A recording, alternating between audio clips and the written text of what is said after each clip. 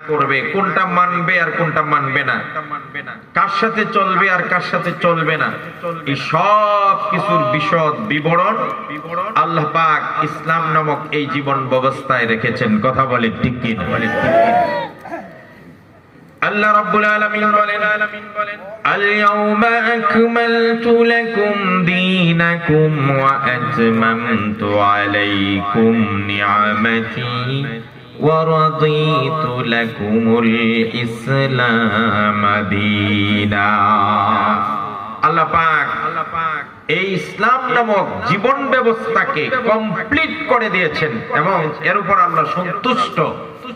ইন্না দীনা ইনদাল্লাহিল ইসলাম, একমাত্র আল্লাহর কাছে মনোনীত এবং গ্রান্টেড, শুধু মনোনীত নয়, গ্রান্টেড, আল্লাহর কাছে গৃহীত, এটা ছাড়া আল্লাহর কোনটাকে গ্রহণ করেন না, সেই জীবন ব্যবস্থার নাম ইসলাম।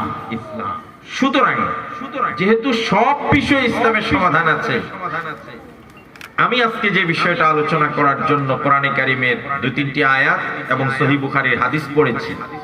আলোচ্য বিষয়টা হলো আমরা কার সাথে বন্ধুত্ব করব আর কার সাথে করব না।